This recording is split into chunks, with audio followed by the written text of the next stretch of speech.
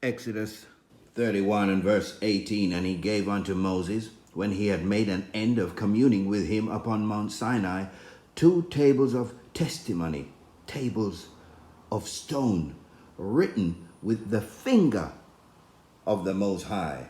Kal halal Yahweh Ba'Hashem, Yahweh Shai Ba'Hashem, Rukar Kadash, double honors, the apostles and elders of Great Millstone, where I learned this truth from. Peace and salutations to the brothers on down, teaching, preaching, pushing this gospel, good news to four corners of the earth, waking up the hopeful elect of the house of Israel. Very windy here up in the hills in Jamaica today. We call the lesson, The Writing is on the Wall. Esau Edom calling himself the white man, and all the nations and our folk who've joined themselves unto this wicked Edomite who's ruling the earth. The Most High is circling him. The trap is set. Our power's name is Yahweh. His only begotten son is Yahweh Shai. And this man can't remove his neck from the trap that is set for him. That's your role in the movie, to be the wicked, the bad guy. It doesn't matter about all of your schemes and all your madness. It's not going to work. It's a trap. We're going to look at that phrase in a moment. Just get straight back to the scriptures here. Let's go back where we were. Exodus 31:17. It is a sign between me and the children of Israel forever. That's who we are. Our lineage goes back to Abraham, Isaac, and Jacob. All the argument then soon done. The truth is here. It doesn't matter. All your debates, we're going to find out sooner or later. This is a sign between me and the children of Israel forever. For in 6 days the Lord, whose name is Yahweh, made heaven and earth. And on the 7th day he rested and was refreshed. And he gave unto Moses, when he had made an end of communing with him upon Mount Sinai, 2 tables of testimony, tables of stone, written with the finger of the Most High. Who's his hand? Who's his arm? It's Yahweh Shai. Let's get the Apocrypha, also known as Sirach 40. Then we're going to go from, let's get the right one here. Sirach 40 from 9, I think.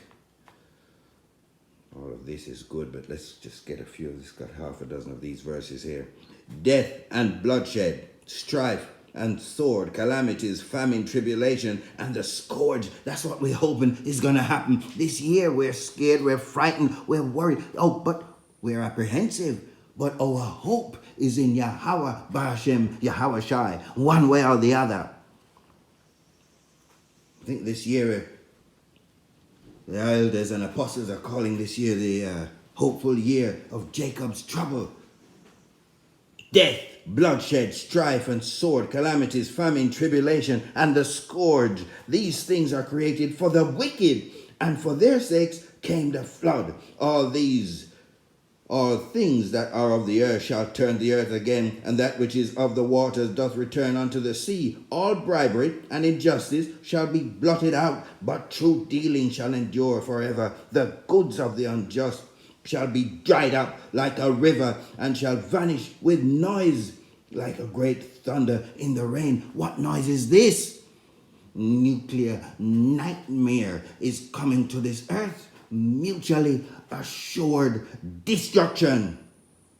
While he openeth his hand, he shall rejoice. So shall transgressors come to naught. The children of the ungodly shall not bring forth many branches, but are unto unclean roots upon a hard rock. And it goes on to give example after example. Let's get this phrase here. The writing is on the wall. Before we go to Daniel, where are we? Yes, just wrote down something here. An ominous warning, a prediction of bad luck. Well, we know there's no such thing as luck. This is the doing of our power, whose name is Yahweh. His name means he is, he to be the existing one. His only begotten son is Yahweh Shai, meaning he's our savior, he's our redeemer, and he's our deliverer. And we're expecting him to deliver us in the time of Jacob's trouble, which we're hopeful this is the year. One way or the other, this is bad luck. No, this is the Most High's doing. get some more of this clear sign that something will fail and no longer exist. It actually says doom in some of the words associated with this phrase here. The writing is on the wall. Let's get Daniel, where this actual phrase comes from. Daniel, where am I? Daniel 5. Daniel 5, we're going to go from 24. Yes, avoid that long verse there. Let's go 24. Then was the part of the hand sent from him, and this writing was written. And this is the writing that was written. Many, many, tekel uphah sin. This is the interpretation of the thing. Many. God hath numbered thy kingdom and finished it. Tekel, thou art weighed in the balance and art found wanting. Perez, thy kingdom is divided and given to the Medes and the Persians. I'll say something about those in a minute. Then commanded Belshazzar, and they clothed Daniel with scarlet and put a chain of gold about his neck and made a proclamation concerning him, that he should be the third ruler in the kingdom. See, similar to Joseph. Interesting. And that night was Belshazzar, the king of the Chaldeans, slain. And Darius the Median took the kingdom, being about 62 years old at 62. An ominous warning. The writing is on the wall. You've been weighed in the balance. Your kingdom is divided. It all sounds very, very familiar. These things are there for our learning. This is thousands of years ago. The Medes and the Persians.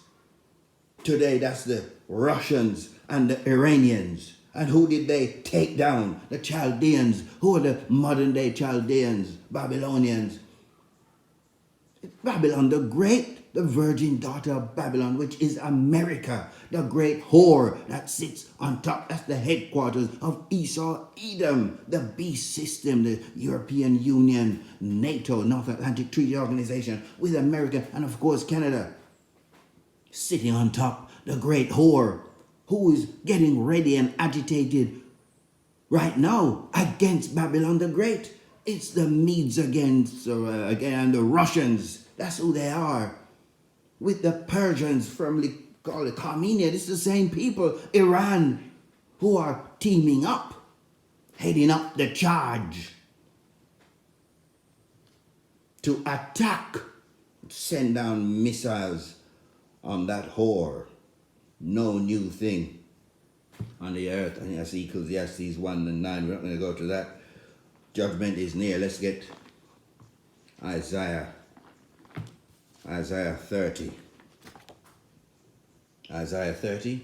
Let's go from 7. For the Egyptians, Mizraim, synonymous with our bondage. For the Egyptians shall help in vain and to no purpose. Therefore have I cried concerning this. Their strength is to sit still. Now go, write it before them in a table and note it in a book. That's what we're talking about. It's written. It's written. Judgment is written in stone. You can't change it. Now go, write it before them in a table and note it in a book, that it may be for the time to come forever and ever. His word will stand. These are the oracles of the Most High. That this is a rebellious people, lying children, children that will not hear the law of the Most High, which say to the seers, see not, and to the prophets, prophesy not unto us right things, speak unto us smooth things, prophesy deceit. They want lies. This is referring to our people going down to this man, listening to all the words that he has to say. But this judgment is written. And you're going to get what he's going to get. Fire is coming. Second Esdras again. 8. Second Esdras 8. You're going to go from 59. For as the things aforesaid shall receive you, so thirst and pain are prepared for them. For it was not his will that men should come to naught. But they which be created had defiled the name of him that made them. and were unthankful unto him which prepared life for them. Therefore is my judgment now at hand. You're going to get it. These things have I not shown unto all men, but unto thee and a few like thee. Judgment is near. You can't escape. It is written in the book. It doesn't matter whether you agree, your debates, disagreement. So what? If some did not believe, so what? You can't change what is written. What's written has got nothing to do with if me and you and agree, or if we're friends, if you're my best friend. That's got nothing to do with what's written in the book. Isaiah 14:1 and 2, read it. For the Lord will have mercy on Jacob, and will yet choose Israel, and set them in their own land. And the strangers shall be joined with them, these Israelite foreigners. And they shall cleave to the house of Jacob, and the people shall take them and bring them to their place. And the house of Israel shall possess them in the land of their Lord. For what? For servants and handmaids.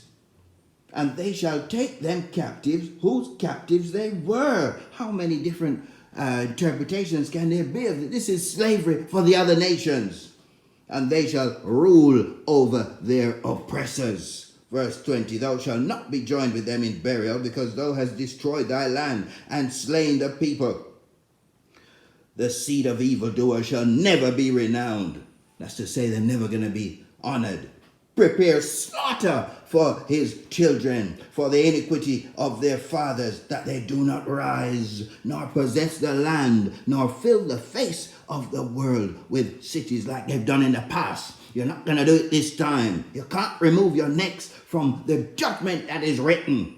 For I will rise up against them, saith the Lord of hosts, whose name is Yahweh, Ba'ashem Yahushai, and cut off from Babylon the name, a remnant, and son, and nephew, saith the Lord. This is the whole seed line. You're about to be removed from power.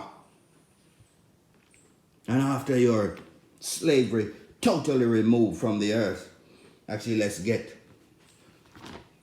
go straight to it. Psalms 149. We're going to start from. 6, let the high praises of the Most High be in their mouth, and a two-edged sword in their hand, to execute vengeance. See? The vengeance is starting with this word in the mouth of those who've been sent to teach and preach. Judgment, to execute vengeance upon the heathen, and punishment upon the people, to bind their kings with chains. This is slavery. And their nobles with fetters of iron, to execute upon them the judgment written. This honor have all his saints. Praise ye the Lord. Who are the saints? Let's just turn the page back. Psalm 148, 14. He also exalted the horn, that's the power of his people, the praise of all his saints, even of the children of Israel, a people near unto him. Praise ye the Lord. You can't escape what is written. It doesn't matter about all of the debates. This thing is written in stone. The writing is most certainly on the wall. Let's get some more. Revelation 13, 9 and 10. You don't like it? It doesn't matter. It's hate speech. It doesn't matter. It's written in the book. Revelation 13, verse 9, if any man have an ear, let him hear. He that leadeth into captivity shall go into captivity. Is there a debate about who was writing all the checks? Who owned all of those ships? Who took the children of Israel over here? Who's been enslaving them for the last, 30, 40 years, whatever it is? He that leadeth into captivity shall go into captivity. He didn't say we're going to have a debate. We're not going to share the kingdom. No. He that killeth with the sword. This man, Cristobal Colon, also known as Columbus, said he couldn't put his sword down. So much killing was he doing. He that killeth with the sword must be killed with the sword. Here is the patience and the faith of the saints. We just read who the saints are. It's the Hebrew Israelites. the 12 tribes of Israel and those who trace their lineage back to Abraham, Isaac, and Jacob. You can call us black, Negroes, speak wetback, Hispanics, Latinos, Native Americans. It doesn't matter what you call it. We are the true children of Israel. The blood is what says who we are, and the spirit. Oh yes. He calls it all, both 16, small and great, rich and poor, free and bond, to receive this implantable device. Just bring it in the right hand or in the foreheads, that no man might buy or sell. He that had signed up to this man, so he's trying to write into your brain things he's got a God complex. Revelation 11:14, the second woe, that's destruction. As the Second World War is past, and behold, the third woe cometh quickly. Revelation 9:16, the number of the army of the horsemen were 200,000, that's 200 million missiles, total overkill. That land, America, is going to be utterly destroyed. It's going to be a desolation. It is written. The writing is on the wall. Revelation 1:7-8. Let's just wrap up here. Revelation 1. Behold, he cometh with clouds, and every eye shall see him, and they also which pierced him, and all kindreds of the earth shall wail because of him. Even so let it be. Amen. I am Alpha and Omega, the beginning and the ending, saith the Lord, which is, and which was, and which is to come, the Almighty. Get so excited. Verse 11 saying, I am Alpha and Omega, the first and the last. And what thou seest, write it in a book, and send it unto the 7 churches which are in Asia, unto Ephesus, Smyrna, Pergamos, Thyatira, and the Sardis, Philadelphia, and unto Laodicea. Thus saith the Lord. It's written in a book. Just wrap it up there for the lesson. The writing is on the wall. Shalom. Till the next lesson. We don't fear no guy. No, sir.